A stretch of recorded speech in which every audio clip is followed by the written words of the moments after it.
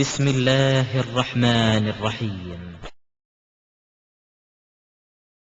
السلام عليكم ورحمة الله وبركاته. அன்பு மிகுந்த சகோதரர்களே, இஸ்லாம் கூறும் சமூக பணிகள் என்ற தலைப்பிலே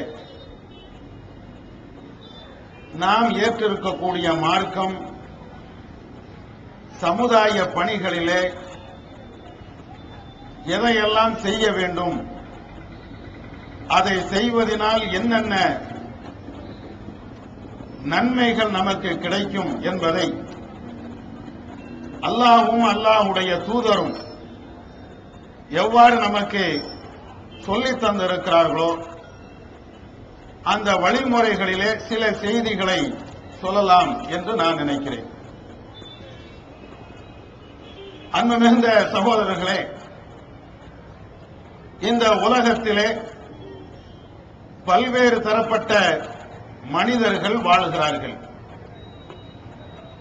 கிறிஸ்துவர்கள், இஸ்லாமியர்கள், நாத்திகர்கள், கடவுளே இல்லை என்று சொல்லக்கூடியவர்கள்,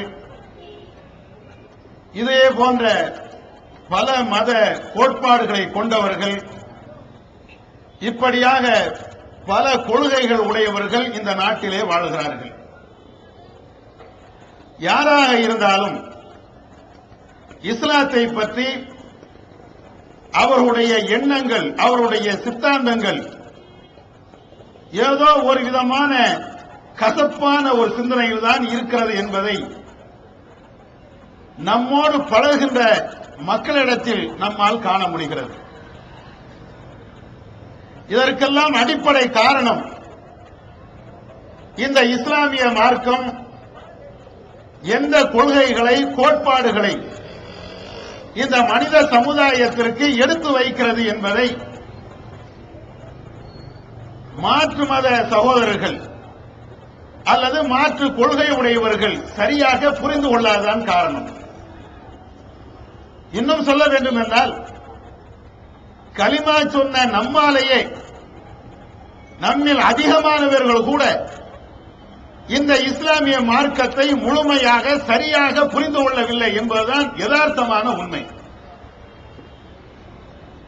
பொதுவாக இஸ்லாமிய மார்க்கம் அது எப்படிப்பட்டது என்பதை வல்ல அல்லாஹ் தன்னுடைய திருமறை குர்ஆனிலே சொல்லுகிறார். ஹுதல் லின்னாசி வ பையினாத்தின் மினல் ஹுதா வல் ஃபுர்கான். இந்த வேதம் அல்லது இந்த இஸ்லாமிய மார்க்கம் மனித சமுதாயம் அத்தனைவர்களுக்குமே நேர்வழி காட்டக்கூடியது. நன்மை எது, தீமை எது என்பதை தெளிவாக பிரித்து காட்டக்கூடியது. எது கெட்ட வழி, எது சரியான வழி, எந்த வழியில் வாழ்ந்தால் நம்முடைய இவ்வுலக வாழ்க்கை, மறுமை வாழ்க்கை வெற்றி பெறும் என்பதையெல்லாம் இந்த திருமறை குர்ஆன், இந்த இஸ்லாமிய மார்க்கம் தெள்ள தெளிவாக சொல்லி காட்டுகிறது. அதே போன்றுதான் இந்த இஸ்லாமிய மார்க்கம் இன்னபிற மனிதர்களோடு, பல்வேறு தரப்பட்ட கொள்கை உடையவர்களோடு நம்முடைய பழக்க வழக்கங்கள், நம்முடைய சேவைகள் எப்படி இருக்க வேண்டும் என்பதையும் எல்லா விதத்திலையும் இந்த இஸ்லாமிய மார்க்கம் வழிகாட்டுவது போல் இதிலையும் வழிகாட்டுகிறது. இதை தெளிவுபடுத்துவதற்குத்தான் தலைப்பும் எனக்கு தரப்பட்டிருக்கிறது.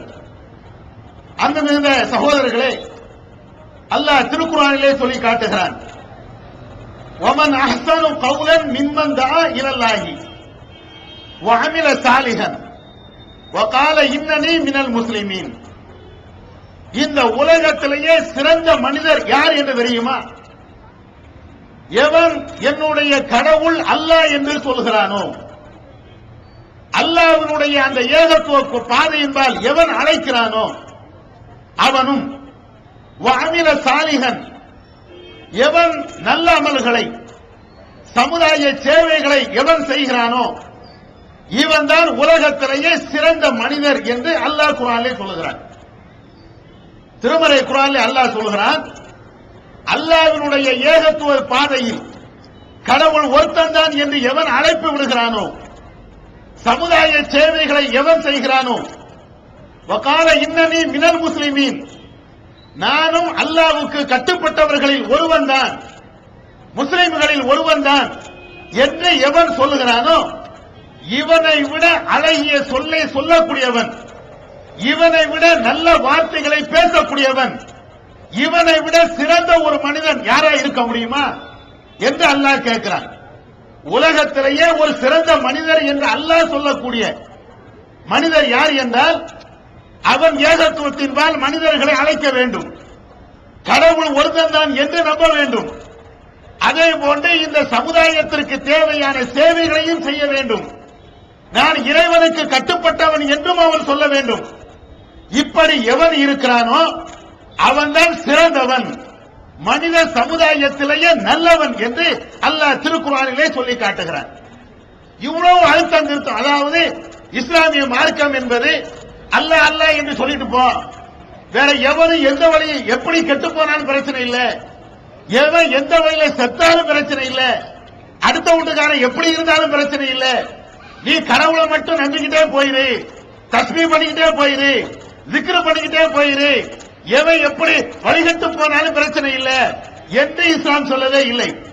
கடவுளை நீ எந்த அளவுக்கு நம்புகிறாயோ, அல்லாஹ்வை எந்த அளவுக்கு ஏற்றுக்கொண்டிருக்கிறாயோ, அதே போன்று இந்த மனித சமுதாயத்திற்கு தேவையான எல்லா சேவைகளையும் நீ செய். உன்னால் முடிந்த அளவிற்கு எவ்வளவு சேவைகளை செய்ய முடியுமோ அவ்வளவு சேவை நீ செய் என்று அல்லாஹ் இந்த வசனத்திலே சொல்லி காட்டுகிறான். இன்னும் வேறு சில வசனங்கள் எடுத்து பாருங்கள். இன்னல்லதீன ஆமனு வ அமிலு ஸாலிஹாத்தி இன்னா லா நுதிஉ அஜ்ர மன் அஹ்ஸன அமலா. அல்லாஹ் சொல்கிறான், யார் நாங்கள் ஈமான் கொண்டோம் என்று சொல்கிறார்களோ, அல்லாஹ்வை எவர்கள் நம்பிக்கை கொள்கிறார்களோ, சமுதாய சேவைகளை நல்ல அமல்களை எவர்கள் செய்கிறார்களோ அவர்களுடைய கூலியை நாங்கள் ஒருபோதும் பாழாக்க மாட்டோம் என்று அல்லாஹ் குர்ஆனிலே சொல்கிறான்.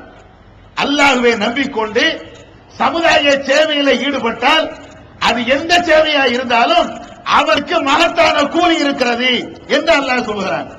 இன்னொரு இடத்தில் அல்லாஹ் சொல்கிறான், ஃபமன் கான யர்ஜூ லிகா ரப்பிஹி ஃபல்யஅமல் அமலன் சாலிஹா வலா யுஷ்ரிக் பிஇபாதத்தி ரப்பிஹி அஹதா. நாளை மறுமையிலே அல்லாஹ்வை எவன் சந்திக்க விரும்புகிறானோ நல்ல நிலையோடு, ரஹ்மானை புன்முறுவலோடு அந்த சொர்க்கத்துக்கு செல்வோம் என்ற எவன் அல்லாஹ்வை சந்திக்க விரும்புகிறானோ அவன் இந்த உலகத்திலேயே சமூக சேவை செய்யட்டும். இது அல்லாஹ் குர்ஆன்ல சொல்றான்.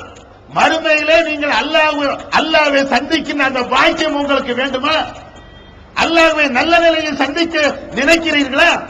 அப்படி நினைப்பீர்கள் என்றால் ஃபல்யஅமல் அமலன் சாலிஹா, நீங்கள் நல்ல அமல்களை செய்யுங்கள், அதே போன்று சமூக சேவைகளை நீங்கள் செய்யுங்கள். வலா யுஷ்ரிக் பிஇபாதத்தி ரப்பிஹி அஹதா, தன்னுடைய ரஹ்மானுக்கு அல்லாஹ்வுக்கு ஒரு காலத்திலேயும் இணை என்ற அந்த ஷிர்க் என்ற பாவத்தை நீங்கள் வைக்காதீர்கள் என்று அல்லாஹ் இந்த வசனத்திலே சொல்லி காட்டுகிறான். இதே போன்று குர்ஆன்ல 1-2 வசனம் இல்ல, ஏராளமான வசனங்கள், அதிகமான வசனங்கள், அத்தனை வசனங்களுமே நீங்கள் பார்த்தீர்கள் என்றால் ஈமான் கொள்ள வேண்டும், சமூக சேவை செய்ய வேண்டும், அல்லாஹ்வை ஏற்றுக்கொள்ள வேண்டும், தௌஹீதை ஏற்றுக்கொள்ள வேண்டும், மனித சமுதாயத்திற்கு உன்னால் ஏன்ற ஏதாவது ஒரு காரியத்தை நீ செய்ய வேண்டும். அப்படி செய்தால் உனக்கு மறுமையிலே மகத்தான கூலி இருக்கிறது என்று பல இடங்களில் அல்லாஹ் சொல்லி காட்டுகிறார். எத்தனை இடங்களை நீங்க பாருங்க. இன்னல்லதீன ஆமனு வ அமிலு ஸாலிஹாத்தி, இன்னல்லதீன ஆமனு வ அமிலு ஸாலிஹாத்தி என்ற வசனங்களை குர்ஆன்ல 30க்கும் மேற்பட்ட இடங்களை நாம் பார்க்க முடியும். அத்தனை வசனங்களையும் இதே செய்திகளைத்தான் சொல்லுகிறார். இது 1-2 வசனங்கள் போதும் என்று நான் கருதுகிறேன். இதே அடிப்படையிலே நபி அவருடைய வாழ்க்கை, நபி அவருடைய காலத்திலே நடந்த சஹாபாக்களுடைய வாழ்க்கை எப்படி இருந்தது என்பதை மாத்திரம் சில உதாரணங்கள் மூலமாக நான் சுட்டிக்காட்ட கடமைப்பட்டிருக்கிறேன்.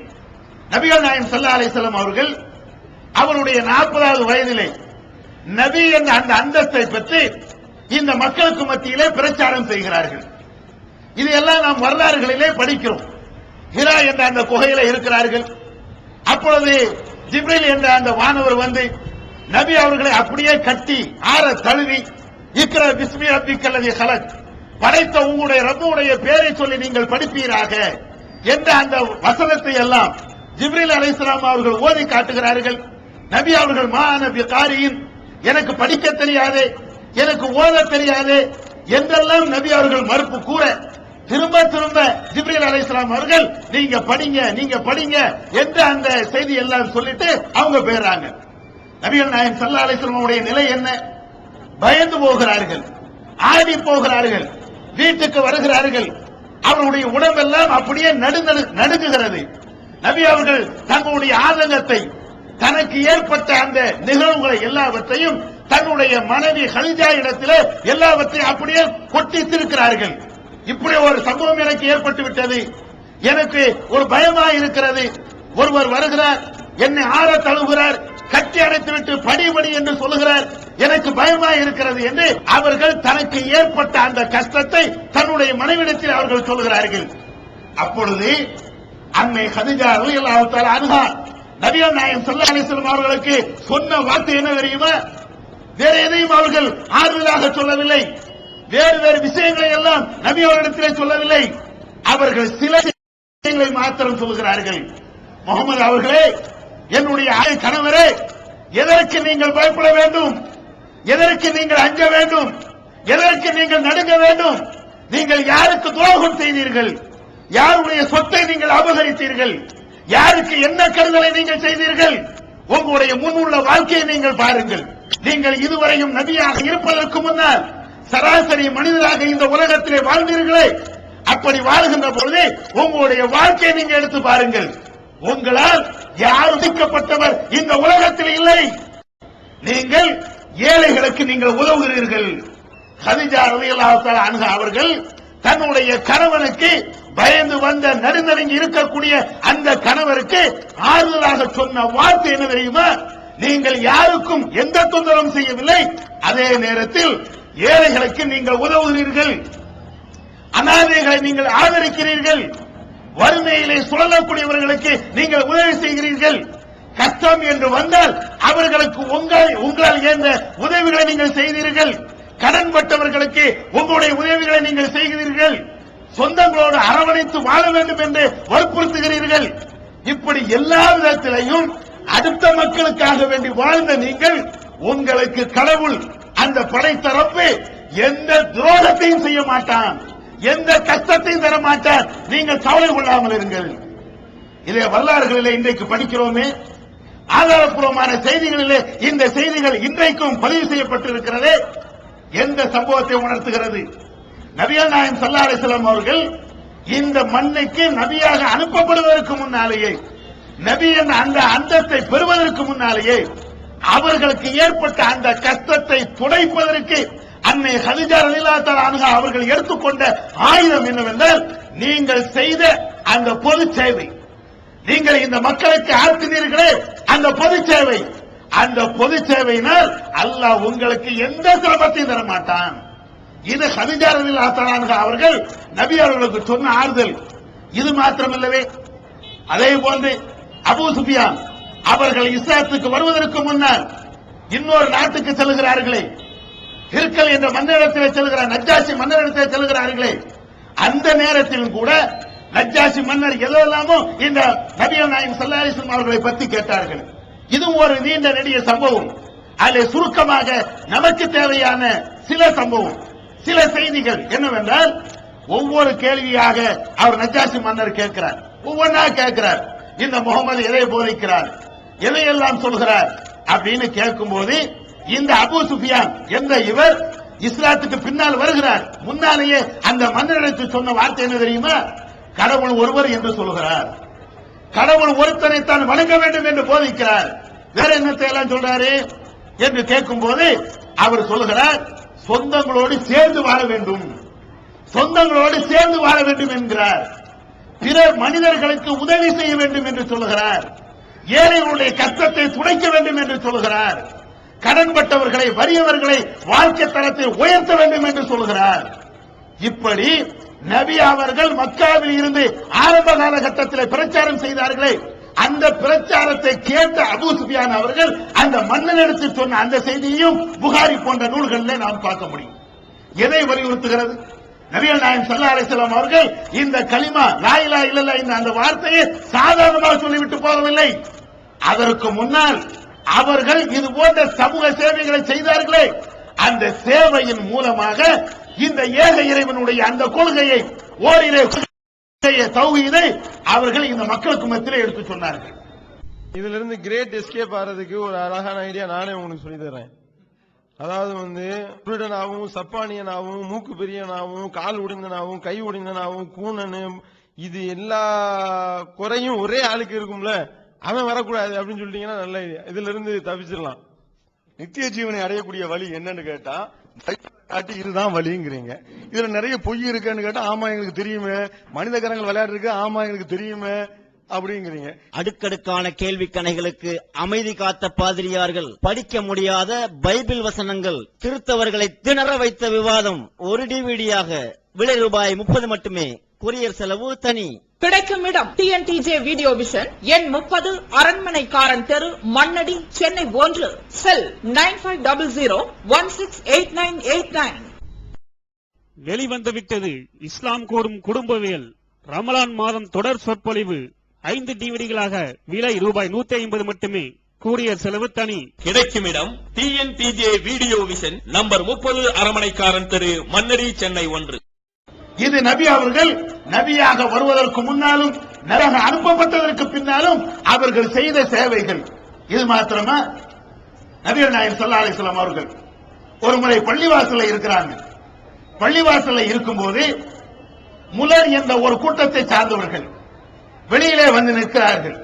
சஹாபாக்கள், நபி தோழர்கள் அத்தனை பேர்களுமே பள்ளிவாசல் உள்ளே இருக்கும்போது வெளியில ஒரு கூட்டம். அந்த கூட்டத்தை அல்லாஹ்வுடைய தூதர் பார்க்கிறாங்க. எப்படி வந்து நிற்கிறாங்க? அந்த கூட்டம் பார்க்கிறதுக்கு பங்கரையாக இருக்கிறார்கள். அவர்களுடைய ஆடை அழுக்கடைந்து இருக்கிறது, கிளிசலாக இருக்கிறது, நல்ல ஒரு டிரெஸ் இல்ல அவங்கள்ட்ட. அவங்க அவ்வளவு கோலத்தில் இருக்கிறாங்க. தலையை பார்த்தா என்ன பட்டு பல வருடங்கள் இருக்கலாம், பரட்டையாக இருக்கிறது. முகமோ வறண்டு போய் இருக்கிறது. மிக மோசமான நிலை இருக்கிறாங்க. நம்ம வார்த்தையில சொல்ல போனா பிளாட்ஃபார்ம்ல படுத்து கிடப்பாங்களே, 10 நாள் 20 நாள் சாப்பிடாம அழுக்கடைந்த ஆடைகள்ல கிழிந்த ஆடைகள் இருப்பாங்களே, இதே மாதிரி ஒரு கூட்டமே வந்து நிற்கிறது. முலர் என்ற அந்த கூட்டமே, அந்த சமுதாயமே நபி அவர்களுக்கு முன்னால் இருக்கிறார்கள். இத ரசூலுல்லாஹ் பார்க்கிறாங்க. இத பார்த்த உடனே நபிகள் நாயகம் ஸல்லல்லாஹு அலைஹி வஸல்லம் அவர்களுக்கு அப்படியே ரத்தம் எல்லாம் கொதிக்கிறது. என்னடா இது? இவங்களும் ஒரு மனித சமுதாயம் தானே, நம்மளை போன்ற மனிதர்கள் தானே. ஆனா இவங்களுடைய நிலை என்ன? நாம நன்றாக இருக்கிறோம், அவருடைய நிலை வறிய நிலையில் இருக்கிறது. பயங்கரமான கஷ்டத்தில் அவங்க இருக்கிறாங்க. இதை துடைப்பதற்கு இந்த சமுதாயத்தில் நாதியே இல்லையா? எந்த நபி அவர்கள் அப்படி ஆனந்தப்படுறாங்க? ஆனந்தத்தினுடைய வெளிப்பாடு என்ன? பிலால் அவர்களை அழைக்கிறார்கள், நபி தோழர்களை அழைக்கிறாங்க. அழைத்து சொல்றாங்க, இந்த மனித இந்த சஹாபாக்கள் அத்தனை பேர்களுக்குமே அழைப்பு விடுங்க, எல்லாருமே உடனடியாக வாசலுக்கு வர வேண்டும் என்று எல்லாரையும் கூப்பிடுங்க என்று நபிகள் நாயகம் ஸல்லல்லாஹு அலைஹி வஸல்லம் அவர்கள் சொல்றாங்க. உடனே பிலால் போன்ற சகோதரர்கள் அழைப்பு விடுறாங்க. எல்லா தோழர்களும் பள்ளிவாசலுக்கு வரும்படி நபி அவர்கள் சொன்னார்கள். வாருங்கள் வாருங்கள் என்று சஹாபாக்கள், ஏனைய நபி தோழர்கள் அத்தனை பேர்களுமே பள்ளிவாசல் கூட்டு வராங்க. அப்பொழுது நபிகள் நாயகம் ஸல்லல்லாஹு அலைஹி வஸல்லம் அவர்கள் குர்ஆனுடைய வசனத்தை அப்படியே படிக்கிறாங்க. என்ன வசனம்? அல்லாஹ் திருக்குர்ஆனிலே சொல்கிறானே, யா யுஹன்னாஸ் இத்தகு ரப்பக்கும், மனிதர்களே உங்களை படைத்த அந்த ரப்பை நீங்கள் அஞ்சிக் கொள்ளுங்கள். ரப்பக்கும் அல்லதி கலக்கக்கும் மின் நஃப்ஸின் வாஹிதா, ஒரே ஒரு ஆத்மாவில் இருந்து உங்களை படைத்தாலே அந்த ரப்பை நீங்கள் அஞ்சிக் கொள்ளுங்கள்.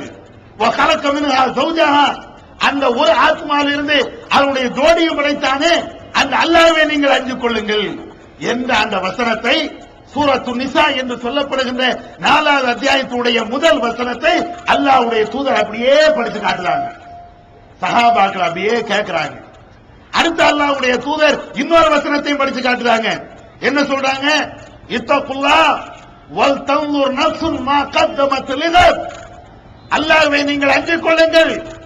நாளை மறுமை என்று ஒன்று இருக்கிறதே, நீங்கள் இறந்ததற்கு பின்னால் இன்னொரு வாழ்க்கை என்று ஒன்று இருக்கிறதே, மறுமை என்று ஒரு வாழ்க்கை இருக்கிறது. அந்த வாழ்க்கைக்காக நாளை அந்த மறுமையிலே நடக்கக்கூடிய அந்த கொடுமையில் இருந்து உங்களை காத்துக் கொள்வதற்காக எதை நீங்கள் தயார் செய்து வைத்திருக்கிறீர்கள் என்பதை நீங்கள் பாருங்கள். இந்த வசனத்தையும் நபி அவர்கள் படிக்கிறார்கள். 2 வசனம்.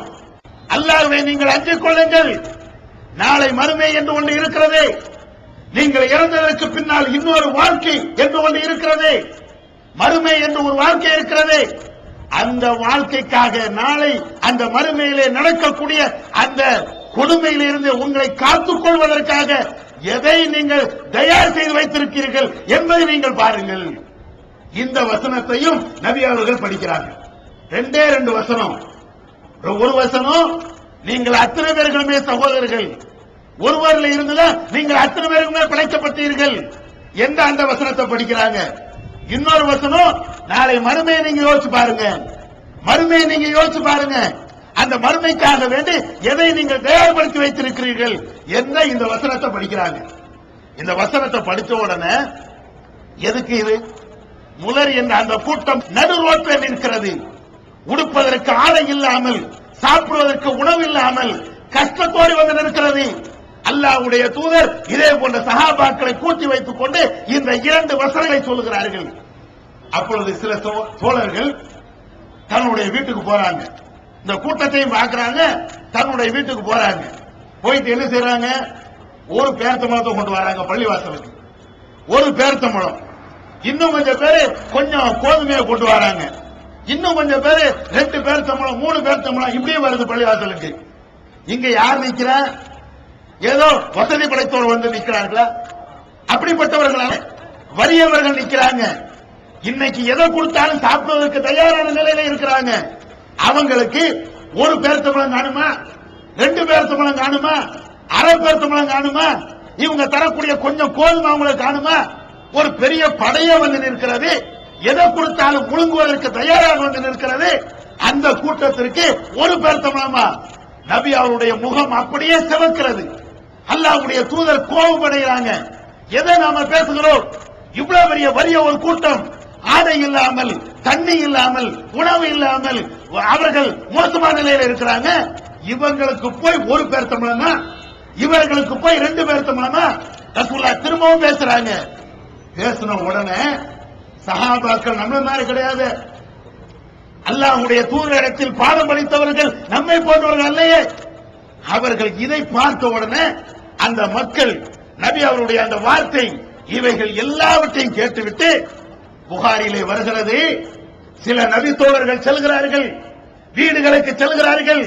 அவங்களுடைய வீடுகளிலே என்ன இருக்கிறதோ அது அப்படியே கை நிறைய அள்ளி கொண்டு வந்து நபியிடத்தில் கொண்டு வருகிறார்கள். தூக்கி கொண்டு வருகின்ற பொழுது அவருடைய கைகள் பத்தவில்லை, அவருடைய தோள்கள் பத்தவில்லை. அவருடைய தோள்களையும் கைகளையும் அப்படியே வீட்டில் இருக்கக்கூடிய உணவுப் பொருட்களை, ஆடைகளை, என்னென்ன அத்தியாவசிய பொருட்கள் இருக்கிறதோ அத்தையும் கொண்டு வந்து பள்ளிவாசலை கொட்டி குவித்தார்கள். இதை நபி அவர்கள் பார்க்கிறாங்க. பார்த்த உடனே அப்படியே அவருடைய முகமெல்லாம் ஏற்கனவே சிவந்து போயிருந்ததே கோபத்தால், அந்த முகம் அப்படியே ரோஜாபு போல் அப்படியே புன்முறுவலாக மாறுகிறது. உடனே நபி அவர்கள் சொல்கிறார்கள், மன் சன்ன சுன்னத்தன் ஹசனத்தன் ஃபில் இஸ்லாமி ஃபலஹு அஜ்ருஹா வ அஜ்ரு மன் அமில பிஹா. நபி அவர்கள் அப்பொழுது இந்த வார்த்தையை பயன்படுத்துகிறார்கள். இந்த இஸ்லாமிய மார்க்கத்திலே ஒருவன் வந்து இது போன்ற ஒரு சமுதாய சேவையை காட்டி நல்ல நெறிமுறைகளை காட்டுகிறான் என்றால் அதற்குண்டான கூலி அவனுக்கு இருக்கிறது. இதை பார்த்து வேற யாராவது ஒருவர் செய்கிறார் என்றால் அவருக்குண்டான கூலியும் இவருக்கு கிடைக்கும். நபி அவர்கள் சொல்றாங்க. அதே போன்று அல்லாஹ்வுடைய தூதர் சொல்றாங்க, இந்த இஸ்லாமிய மார்க்கத்தில் ஒரு தீய வழியை ஒருவன் காட்டுகிறான் என்றால் அந்த தீய வழியினுடைய பாவம் அவனுக்கு சேரும். அதே போன்று அந்த பாவத்தை பார்த்து, அந்த தீயதை பார்த்து இன்னொருவன் செய்கிறான் என்றால் அவன் செய்த அந்த பாவமும் இவனுக்கு சேரும் என்று நபிகள் நாயகம் ஸல்லல்லாஹு அலைஹி வஸல்லம் அவர்கள் சொன்ன இந்த செய்தியை முஸ்லிம் போன்ற கிதாபுல பார்க்கலாம். எதுக்கு சொல்றாங்க ரசூலுல்லாஹ்? ஒருவர் ஒரு பேர்த்தம்பழம் கொண்டு வந்தாரு, இப்ப எல்லாரும் எப்படி கொண்டு வருவாங்க? அவரே ஒரு பேர்த்தம்பழம் கொண்டு வராரு, நாம பாதி கொடுத்தா என்ன, இப்படிதான் நினைப்போம். ரசூலுல்லாஹ் அதே நேரத்தில் சொல்றாங்க, இன்னொரு ஆளு கை நிறைய சுமக்க முடியாம கொண்டு வந்தாரு, அதுக்கு ரசூலுல்லாஹ் சொல்றாங்க, நீ 100 ரூபாய் போட்டா அவன் ஒரு 500 ரூபாய் போடலாம், நீனே 10 ரூபாய் போட்டா இன்னொருத்த 10 பைசா போடுவான். இப்படி நீங்க வழிமுறைகளை காட்டாதீர்கள். ஒரு வறியவர்கள் வருகிறார் என்றால், கஷ்டப்பட்டவன் வருகிறான் என்றால், உண்மையிலேயே அவன் கஷ்டப்பட்டு தான் இருக்கிறான் என்றால் அவனுடைய கஷ்டத்தை போக்கக்கூடிய விதமாக உங்களுடைய சேவைகள் அமைய வேண்டும். இதைத்தான் ரசூலுல்லாஹ் சொல்றாங்க. அவனே கஷ்டப்பட்டிருக்கிறான், அவனுக்கு போய் 10 பைசா கொடுத்தீங்கன்னா அவனுடைய வறுமை எப்படி ஒழியும், அவனுடைய கஷ்டம் எப்படி தீரும், அவனுடைய கஷ்டத்தை தீர்க்கக்கூடிய விதத்தில் உங்களுடைய சேவைகள் அமைய வேண்டும் என்று நபி அவர்கள் சொல்றாங்க. இந்த செய்தியைத்தான் சமூக சேவைக்கு ரசூலுல்லாஹ் சொன்னாங்களே, மன் சன்ன சுன்னத்தன் ஃபில் இஸ்லாமி ஹஸனத்தன், இந்த இஸ்லாமிய மார்க்கத்தில் இருந்து கொண்டு ஒரு நன்மைக்கு முன் உதாரணமாக யார் திகழ்கிறாரோ அவருக்கு கூலி இருக்குது அப்படின்னு சொன்னாங்களே. இத இந்த மற்ற ஆலிம் சாக்கள்லாம் மௌலூது ஓதலாம், பாத்தியா ஓதலாம், கத்தம் ஓதலாம், ராத்திபு ஓதலாம், புதுசு புதுசா ஏதாவது ஒண்ணு கண்ணு முடிக்கலாம். அதுக்காக ரசூலுல்லாஹ் சொன்னாங்க. ரசூலுல்லாஹ் இந்த செய்தி அதுக்காக சொன்னாங்க. நீ புதுசு புதுசா 40 ரக்காத்து தொழுதுக்கு சொன்னாங்களா? புதுசு புதுசா திக்ர் சரி அதுக்காக ரசூலுல்லாஹ் சொன்னாங்க. அட சமுதாய சேவையை செய்யப்பா. ஒருத்தர் ரோடு போற இல்லையா, நீ ரோட்ல இருந்து கத்து, அதுக்கு ரசூலுல்லாஹ் சொன்னாங்க. ஜனநாயக நாட்டில் அதுக்கு ஒரு உரிமை இருக்குது, அதுக்கு அப்படி ரசூலுல்லாஹ் சொன்னாங்க. ஒருத்தருக்கு வீடு கிடைக்கலையா, அந்த வீட்டுக்காண்டி நீ போராடு, சமூக சேவையில இப்படி இறங்கு அப்படின்னு ரசூலுல்லாஹ் சொன்னாங்க. குடிநீர் கிடைக்கலையா, குடிநீருக்காண்டி போராடு, அதுக்காண்டி சொன்னாங்க. பஸ் வசதி கிடைக்கலையா, ட்ரெயின் வசதி கிடைக்கலையா, அதுக்காக வேண்டி நீ வீதியில இறங்குனாங்க. இப்படி சொன்ன இந்த இஸ்லாத்துல ஒரு நன்மையான காரியத்தை மக்களுக்கு பயன்பெறுகின்ற அந்த விதத்துல நீ போராடு என்று சொல்லப்பட்ட இந்த செய்தியை மௌலூது ஓதலாம், ஏன்னா ரசூலுல்லாஹ் இப்படி காட்டியிருக்கிறாங்க. குத்துபியத்து ஓதலாம், தர்காவுக்கு போகலாம், அதுக்கெல்லாம் ரசூலுல்லாஹ் இப்படி காட்டினாங்க. எங்க இருக்குது? நபிகள் நாயகம் ஸல்லல்லாஹு அலைஹி வஸல்லம் அற்புதமா சொல்லிட்டாங்க, மார்க்கத்துல கூட்டுவதற்கு உங்களுக்கு அதிகாரம் இல்லை. அல்லாஹ் குர்ஆன்ல சொல்றானே, அல் யௌம அக்மல்து லக்கும் தீனக்கும் வ அத்மம்து அலைக்கும் நிஅமதி வ ரதீது லக்கும் அல் இஸ்லாம தீனா. இன்றைய தினத்தில் உங்களுடைய மார்க்கம் முழுமைப்படுத்தப்பட்டு விட்டது, நான் முழுமையாக ஆக்கிவிட்டேன், அதை நான் ஏற்றுக்கொண்டு விட்டேன். நபிகள் நாயகம் ஸல்லல்லாஹு அலைஹி வஸல்லம் அவங்க சொல்றாங்களே, மன் அமில அமலன் லைஸ அலைஹி அம்ருனா ஃபஹுவ ரத்துன். நாம ஏவாத, நாம கட்டளையிடாத, நாம அங்கீகாரம் அளிக்காத ஒன்றை வணக்கம் என்று இபாதத் என்று ஒருவன் செய்வான் என்றால் அது மறுமையிலே தூக்கி எறியப்படும், நிராகரிக்கப்படும் என்று நபிகள் நாயகம் ஸல்லல்லாஹு அலைஹி வஸல்லம் சொல்லிட்டாங்களே. அப்ப மார்க்கத்துல கூட்டுவதற்கு, தொழுகையில, வணக்கத்துல, வழிபாடுகள்ல ஒன்றை கூட்டுவதற்கு நம்மளுக்கு அதிகாரம் கிடையாது. அதே நேரத்தில் சமுதாய சேவை என்ற அடிப்படையில் இன்றைக்கு என்ன ஏற்பட்டாலும் அது சமூக சேவையா இருக்கணும், 4 பேருக்கு பலன் தரக்கூடியதா இருக்கணும், சுயநலமா இருக்கக்கூடாது. 4 பேருக்கு பலன் தரக்கூடிய சமூக சேவை எதுவாக இருந்தாலும் நீ செய். ஒன்னை பார்த்து 4 பேர் செய்கிறார்கள் என்றால் அதனுடைய நன்மையும் உனக்கு கிடைக்கும்.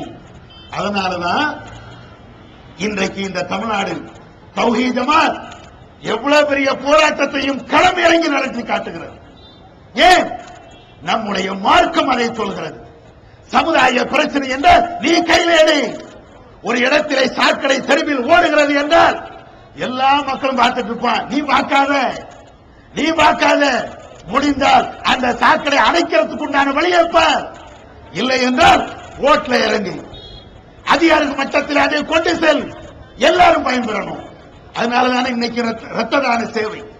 இதே சென்னையில இன்றைக்கு எத்தனை இடத்தில் ரத்த தானம் ஏன் செய்கிறோம் என்றால் மறுமையிலே அல்லாஹ் எங்களுக்கு கூலியை தரணும். இந்த உலகத்திலே இது போன்ற ஒரு சேவையை செய்வதனால் இந்த உலகத்தில் எங்களுக்கு இன்னொரு மனிதன் எங்கள்னால் அவன் லாபம் பெறலாம். அது மாத்திரம் எங்களுடைய குறிக்கோள் அல்ல, மறுமையிலே அல்லாஹ்விடத்திலே எங்களுக்கு பல மடங்கு நன்மைகள் கிடைக்க வேண்டும். அதுக்குத்தான் இது இஸ்லாம் சொல்லுகிறது. இன்னும் சொல்ல வேண்டும் என்றால் உஸ்மான் ரலியல்லாஹு தஆலா அன்ஹு அவர்கள், நபியிடத்திலே பாடம் படித்த உஸ்மான் ரலியல்லாஹு தஆலா அன்ஹு அவர்கள், அவருடைய வாழ்க்கையிலே நடந்த, நபியுடைய காலத்தில் அவர்கள் சமுதாய சேவை செய்த ஒரு செய்தி. அதாவது நபியுடைய காலகட்டத்திற்கு பின்னால் கலீஃபா கூடிய ஆட்சி நேரத்திலே அஹ்னஃப் இப்னு கைஸ் என்கக்கூடிய ஒருவர், அவர் வெளிநாட்டை சார்ந்தவர், மக்காவுக்கு வருகிறார், மதீனாவுக்கு வருகிறார், ஹஜ் செய்ய வேண்டும் என்ற அந்த நோக்கோடு இந்த மண்ணுக்கு வருகிறார். வந்த இடத்திலே மதீனாவில் அல்லது மக்காவில் சில நபித்தோழர்கள் இருக்கக்கூடிய ஒரு பள்ளிவாசலுக்கு வருகிறார். அந்த பள்ளிவாசலிலே பல நபித்தோழர்கள் இருக்கிறார்கள். அந்த நேரத்தில் உஸ்மான் ரலியல்லாஹு தஆலா அன்ஹு அவர்களும் அந்த இடத்துக்கு வராங்க. வந்து உஸ்மான் ரலியல்லாஹு தஆலா அன்ஹு அவங்க கேட்கிறாங்க, இஸ்லாத்தை குர்ஆன் மற்றும் ஹதீஸ் வாயிலாக அறிந்திட அழகிய இணையதளமான onlinepj.com என்ற இணையதளத்திலிருந்து எடுக்கப்பட்ட இஸ்லாம், அரசியல் மற்றும் சமூக கேள்விகளுக்கான பதில்களின் ஒரு தொகுப்பு.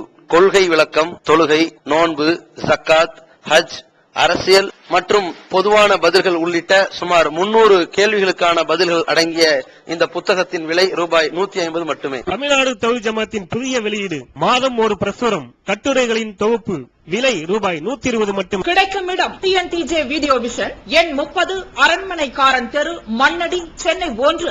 செல் 9500168989.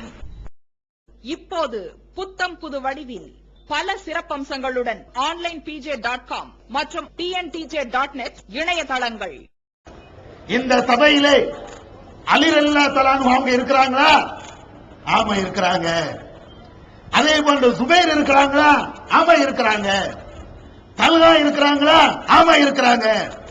சஅத் இப்னு வக்காஸ் என்ற அந்த நபி தோழர் இருக்கிறாரா? ஆமா இருக்கிறாங்க. அப்படி என்றால் இந்த சபைக்கு நான் ஒரு செய்தியை ஞாபகப்படுத்த போகிறேன். யார் சொல்றா?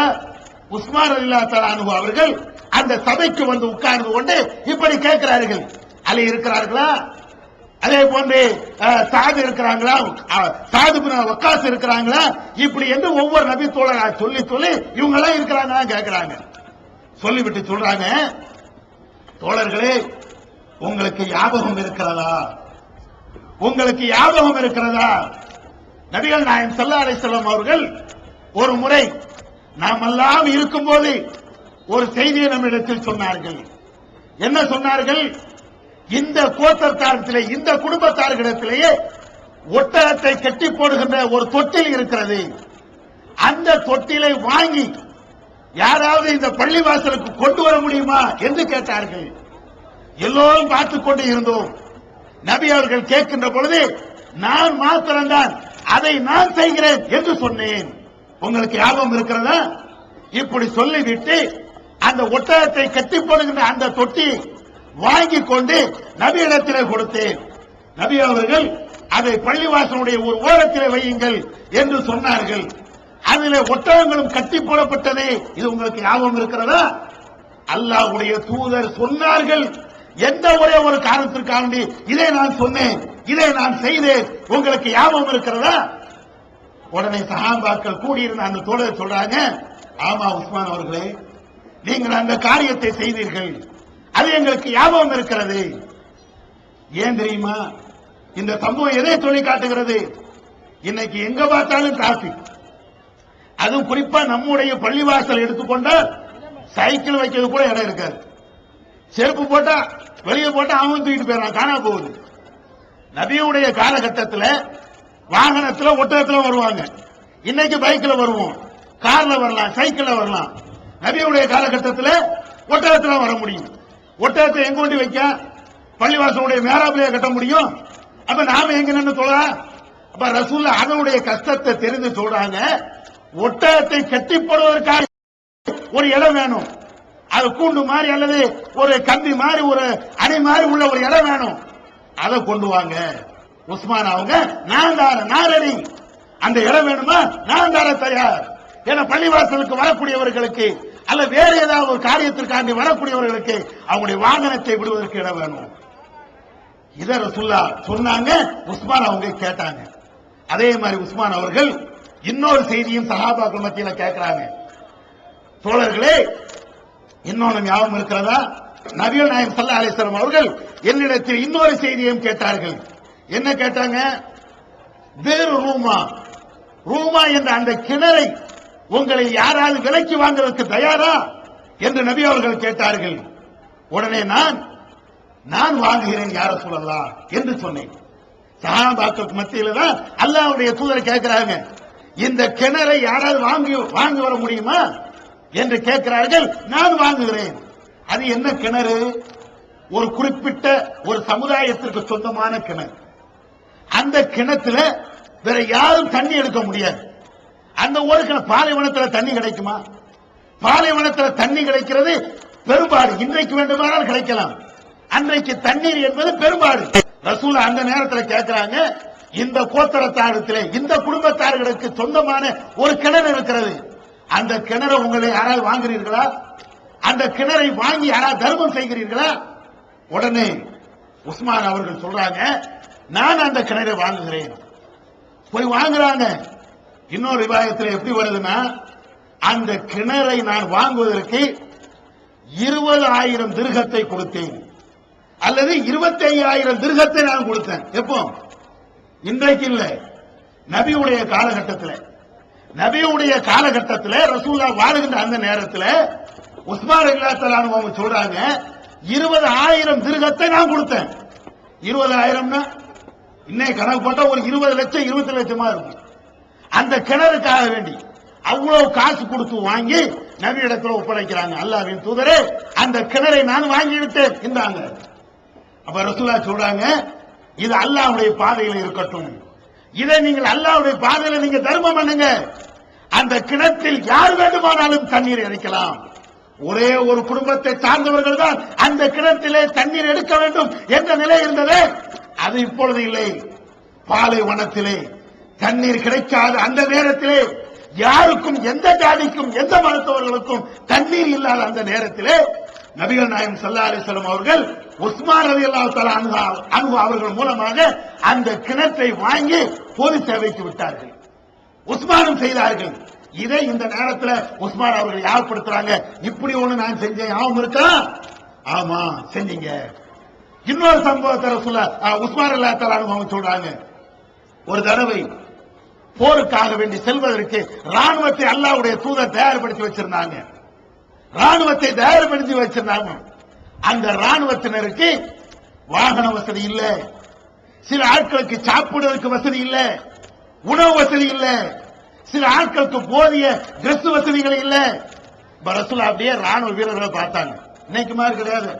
அன்னைக்கு அரசாங்க கஜானாவிலையும் காசு கிடையாது. இன்னைக்கு இந்தியாவா இருக்கட்டும், அமெரிக்காவா இருக்கட்டும், ராணுவத்துக்கு என்று மிகப்பெரிய தொகையை செலவு செய்வாங்க. அன்னைக்கு ரசூலுல்லாஹ்வுடைய ஆட்சி காலத்துல அவ்வளவு பெரிய காசு எல்லாம் அவங்கள்ட்ட இல்ல. அவங்க ராணுவ வீரர்கள் அத்தனை பேருமே சொந்த காசுல தான் வரணும், சொந்த வாகனத்துல தான் வரணும், சொந்த சாப்பாட்டுல தான் வரணும், சொந்த ஆயுதங்களை தூக்கிட்டு தான் வரணும். இன்னைக்கு ராணுவத்துக்கு கொடுக்கிற மாதிரி பெரிய பெரிய துப்பாக்கிகள், பெரிய பெரிய ஆயுதங்கள் அன்னைக்கு அரசாங்கத்தை இல்லை. அவங்கள்ட்ட இருந்த ஆயுதத்தை தூக்கிட்டு வரணும். இப்படி இருக்கும்போதுதான் நபிகள் நாயகம் ஸல்லல்லாஹு அலைஹி வஸல்லம் அவர்கள் அந்த ராணுவ வீரர்களை வைத்துக் கொண்டு சஹாபாக்கள் ரசூலுல்லாஹ் கேட்கிறாங்க, எப்பா இந்த ராணுவ வீரர்களை பாருங்க, இந்த ராணுவ வீரர்களை பாருங்க, சாப்பிடுவதற்கு வழி இல்லாம இருக்கிறாங்க, போதிய வாகன வசதிகள் இல்லாம இருக்கிறாங்க. இந்த ராணுவ வீரர்களுக்காக வேண்டி உதவிகள் செய்வதற்கு யார் தயார்? அப்ப எந்திரிக்கிறாங்க உஸ்மான் எந்திரித்து, அல்லாஹ்வின் தூதரே, இதை நான் செய்ய தயார். இந்த ராணுவ வீரர்களுக்கு தேவையான உடைகளை, ஆயத்த தேவையான அந்த அடிப்படை தேவையான பொருட்களை தர நான் தயார். ரசூலுல்லாஹ் அல்ஹம்துலில்லாஹ் சொல்லி கொடுங்க அப்படிங்கிறாங்க. கொடுத்தாங்க உஸ்மான் ரலியல்லாஹு தஆலா அன்ஹு. இதை எல்லாத்தையும் சஹாபாக்களுக்கு மத்தியில உஸ்மான் ரலியல்லாஹு தஆலா அன்ஹு அவர்கள் அந்த நேரத்தில் சொல்லி காட்டுறாங்க, இதையும் நான் செய்த ஞாபகம் இருக்கா? ஒட்டகத்தை கட்டி போடுவதற்காக வேண்டிய ஒட்டக தொட்டியை வாங்கி கொடுத்தேன். தண்ணீர் இல்லாத நேரத்திலே கிணறு வாங்க வேண்டும் என்று ரசூலுல்லாஹ் சொன்னாங்க, அதை வாங்கி கொடுத்தேன். போர் வீரர்களுக்காக வேண்டி அவர்களுக்கு தேவையான விஷயங்களை செய்ய வேண்டும் என்று சொன்னேன், அதையும் நான் செய்தேன். ரசூலுல்லாஹ் சொன்னாங்க, அதையும் செய்தேன். இது எல்லாம் செய்தேன், உங்களுக்கு ஞாபகம் இருக்கிறதா? உடனே சஹாபாக்கள், அலி போன்றவர்கள், ஜுபைர் போன்றவர்கள், தல்ஹா போன்றவர்கள், ஆமாம் உஸ்மானே, ஆம், இது அத்தனை நீங்க செய்தீர்கள் அப்படின்னு சொன்ன உடனே உஸ்மான் ரலியல்லாஹு தஆலா அன்ஹு அவங்க சொல்றாங்க, அல்லாஹும்ம ஷஹத், அல்லாஹும்ம ஷஹத், யா அல்லாஹ் நீனே சாட்சி ஆயிரு, உனக்காக வேண்டித்தான் இந்த காரியத்தை செய்தேன் என்று அவர்கள் சொன்னார்கள். இந்த செய்தியையும் ஆதாரப்பூர்வமான ஹதீஸ் நூல்கள் நாம் பார்க்கிறோம். எதற்கு சொல்கிறோம் என்று தெரியுமா? இஸ்லாம் என்றால் பொது சேவை செய்யும். பொது சேவை செய்கின்ற ஒரு மார்க்கம் என்றால் அது இஸ்லாம் தான். இன்னும் சொல்ல வேண்டும் என்றால் இஸ்லாம் என்ற அந்த வார்த்தைக்கு இன்னொரு இலக்கணம் சொல்ல வேண்டும் என்றால் பொது சேவை. பொது சேவைக்கு இன்னொரு இலக்கணம் சொல்ல வேண்டும் என்றால் அதுதான் இஸ்லாம். அப்படிதான் இஸ்லாம் சொல்லுது. உன்னால் யாருக்காவது பயன் வேண்டும், வாழ்ந்தேன் செத்தேன், அல்லாஹ்வை மாத்திரம் நம்பினேன், இப்படி மட்டும் அடிக்காத. நான் வாழ்ந்தேன், இறைவனை நம்பினேன், சிறுக்கு வைக்கல, ஏகத்துவத்தில் நான் இருந்தேன். என்னால் ஒரு ஏழைக்கு நான் பாடம் புகட்டினேன், ஒரு ஏழைக்கு நான் புத்தகத்தை வாங்கி கொடுத்தேன், வசதி இல்லாதவனுக்கு நான் ஒரு நோட்டை வாங்கி கொடுத்தேன், வறியவனை நான் இந்த விதத்தில் நான் காப்பாற்றினேன், நோயுற்றவனுக்கு நான் இந்த விதத்தில் உதவி செய்தேன். ஏதாவது ஒரு விதத்தில் உதவி செய்யும் ஒரு முஸ்லிம் அப்படித்தான் இருக்கும். இந்த அடிப்படையில் தான் நம்முடைய ஜமாத், தமிழ்நாடு தௌஹீத் ஜமாத் இந்த அடிப்படையில் செயல்படுகிறது. இந்த அடிப்படையில் வெறுமன ஏகத்துவத்தை மாத்திரம் சொல்லாது, ஏகத்துவத்தை எந்த வீரியத்தோடு, எந்த சித்தாந்தத்தோடு இதை பேசுகிறதோ சொல்கிறதோ அதே சித்தாந்தத்தோடு, அதே வீரியத்தோடு சமுதாய படையும் ஈடுபடும். அதனுடைய வெளிப்பாடுதான் கடந்த இந்த ஜூலை 4ஆம் தேதி தமிழகமே ஸ்தம்பித்ததே. சென்னையிலே மெரினாவா, கடலா, மக்கள் அலையா என்ற நிலையை உருவாக்கி காட்டியதே. எல்லா புகழும் அல்லாஹ்வுக்குத்தான். இதை எப்படி உருவாக்க முடிந்தது? படித்து காட்டிய இந்த வசனங்கள், அல்லாஹ் திருக்குர்ஆனிலே சொல்லி காட்டுகிறானே இந்த வசனங்கள். அல்லாஹ் சொல்றானே, லா இலாஹ இல்லல்லாஹ் என்று சொல்லி எவன் சமுதாய சேவை செய்கிறானோ அவன்தான் உண்மையான முஸ்லிம், அவன்தான் யோக்கியன், அவன்தான் நல்லவன் என்று அல்லாஹ் சொல்கிறானே. அந்த வசனத்திற்கு கட்டுப்பட்டதின் காரணத்தினால்தான் இவ்வளவு பெரிய சேவைகளை செய்ய முடிகிறது. எனவே நம்முடைய மூச்சுக்கள், நம்முடைய பேச்சுக்கள், நம்முடைய செயல்பாடுகள் அத்தனையுமே அல்லாஹ்வுக்காக, அல்லாஹ்வுடைய தூதருக்காக, மறுமைக்காக வேண்டி இருக்க வேண்டும். ஏகத்துவத்தை முழுமையாக பின்பற்ற வேண்டும். அதே நேரத்தில் இந்த சமுதாய பணிகள் எதுவெல்லாம் இருக்கிறதோ அவைகள் அத்தனையுமே நம்மால் இயன்றவரையும் செய்ய வேண்டும். வல்ல அல்லாஹ் நம் அனைவர்களுக்கும் அந்த வாக்கியத்தை தந்து மறுமையிலே சொர்க்கத்தையும் தந்தருவானாக என்று கேட்டு என்னுடைய இந்த உரையை நிறைவு செய்கிறேன். வாஹிர் தாவானா அல்ஹம்துலில்லாஹி ரப்பில் ஆலமீன். அஸ்ஸலாமு அலைக்கும் வரஹ்மத்துல்லாஹி வபரகாத்துஹு. தமிழ்நாடு தௌஹீத் ஜமாஅத்தின் ஆதரவற்றோர் இல்லம் இறைவனுக்கு செய்ய வேண்டிய கடமைகளுக்கு அடுத்தபடியாக பெற்றோரை பேணுவது பற்றி இஸ்லாம் அதிகமாக வலியுறுத்துகிறது. பெற்றோரை பேணாதவர்கள் மறுமையில் வெற்றி பெற முடியாது என்று இஸ்லாம் அறிவுறுத்துகிறது. ஆயினும் இஸ்லாத்தின் இந்த கட்டளையை சில முஸ்லிம்கள் அலட்சியம் செய்து பெற்றோரை வீட்டை விட்டு விரட்டுகின்றனர், பெற்றோரை பிச்சைக்காரர்களாக மாற்றுகின்றனர். இந்த அவல நிலைக்கு பரிகாரம் காணும் வகையில் முதியோர் ஆதரவு இல்லத்தை தமிழ்நாடு தௌஹீத் ஜமாஅத் நடத்துகிறது. தாயன்புடன் உணவு, உடை, மருத்துவம் உள்ளிட்ட 24 மணி நேரமும் செவிலியருடன் கூடிய பராமரிப்பு மற்றும் தனி ஆம்புலன்ஸ் வசதி இவை அனைத்தும் முற்றிலும் இலவசமாக செய்து தரப்படுகிறது. அனாதைகளை அரவணைப்பவரும் நானும் சொர்க்கத்தில் இணைந்திருப்போம் என்ற நபிகள் நாயகம் ஸல்லல்லாஹு அலைஹி வஸல்லம் அவர்களின் அமுத மொழியை ஏற்று அனாதைகளை அரவணைக்கும் இல்லமும் தமிழ்நாடு தௌஹீத் ஜமாஅத் நடத்தி வருகிறது. இப்பணியை தொடர்ந்து செய்திட உங்கள் நன்கொடைகளையும் ஜகாத்தையும் தாராளமாக வாரி வழங்குமாறு கேட்டுக்கொள்கிறோம். உங்களது நன்கொடைகளை டிடியாகவோ, செக்காகவோ, மணி ஆர்டராகவோ அனுப்பலாம். டிடி அனுப்புபவர்கள் தமிழ்நாடு தௌஹீத் ஜமாஅத் வங்கி கணக்கு எண் 7882748227 இந்தியன் வங்கி மண்ணடி கிளை என்ற பெயரில் எடுத்து அனுப்ப வேண்டிய முகவரி தமிழ்நாடு தௌஹீத் ஜமாஅத் மாநில தலைமையகம் 30 அரண்மனைக்காரன் தெரு, மண்ணடி, சென்னை 1. போன் 044252152226.